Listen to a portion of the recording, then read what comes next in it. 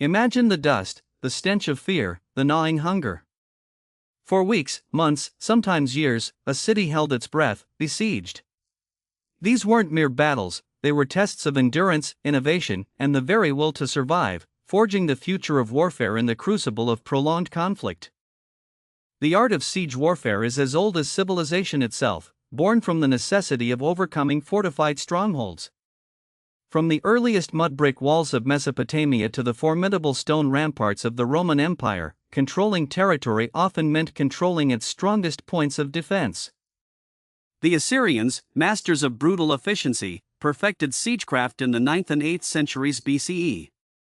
Their armies, like that of King Sennacherib, employed sophisticated battering rams, siege towers, and sappers to breach the seemingly impregnable walls of cities like Lachish in 701 BCE. The Greeks and later the Romans elevated siege technology. The Hellenistic period saw the development of the terrifying onager and the massive siege towers, famously deployed by Demetrius Poliorcetes during his unsuccessful siege of Rhodes in 305 BCE. Roman legions, meanwhile, were masters of systematic encirclement and starvation. The legendary siege of Masada, from 73 to 74 CE, exemplifies Roman persistence. Facing a determined zealot defense atop a desert plateau, the Roman 10th Legion built an immense siege ramp, a testament to engineering and sheer manpower, ultimately leading to the tragic mass suicide of the defenders. Throughout the Middle Ages, castles and walled cities remained the linchpins of power. Sieges became protracted affairs, often relying on blockade and starvation. The Crusades saw Europeans adapt and refine siege techniques, facing formidable Saracen defenses. The Siege of Constantinople in 1453 is a watershed moment. The Ottoman Sultan Mehmed II, armed with colossal cannons like the basilic designed by Orban, breached the Theodosian walls, ending the Byzantine Empire and signaling a new era of gunpowder warfare.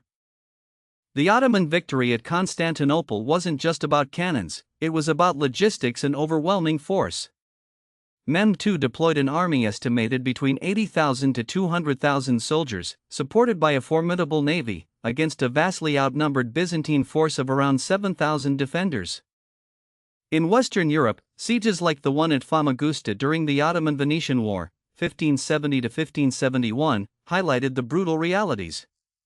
Despite valiant resistance, the Venetian garrison eventually surrendered, only to face horrific reprisals, forever scarring the conflict's memory.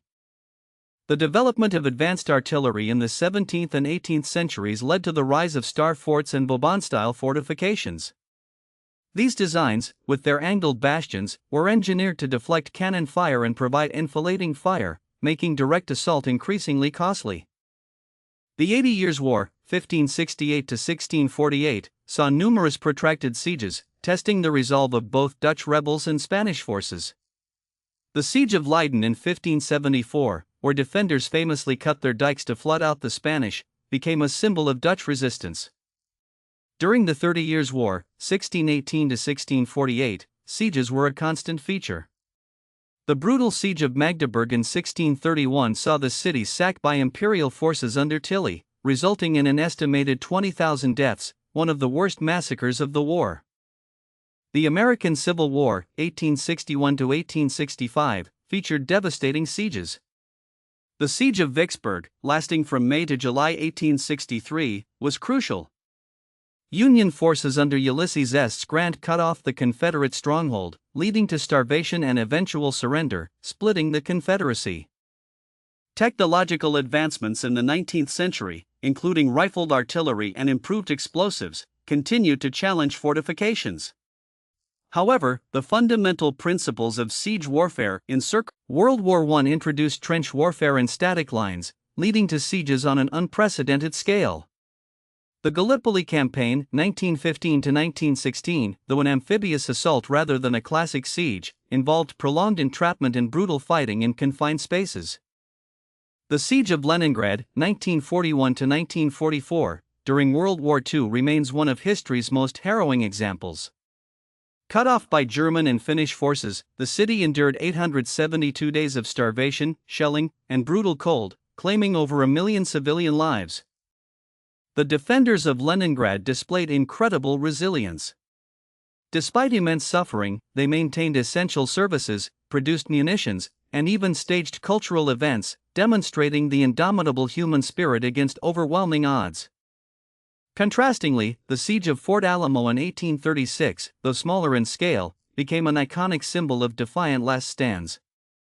For 13 days, a small group of Texian defenders held out against the much larger Mexican army led by General Santa Anna.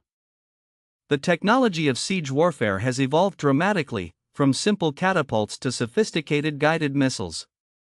Yet, the core challenge remains: how to breach defenses and overcome determined resistance without unacceptable losses. Psychological warfare was always a crucial component. Spreading fear, doubt, and despair among the besieged population and garrison could be as effective as any battering ram or cannonball. The human cost of sieges is staggering. Beyond the combatants, civilians often bore the brunt of starvation, disease, and bombardment, their lives irrevocably altered or extinguished. The strategic importance of sieges cannot be overstated.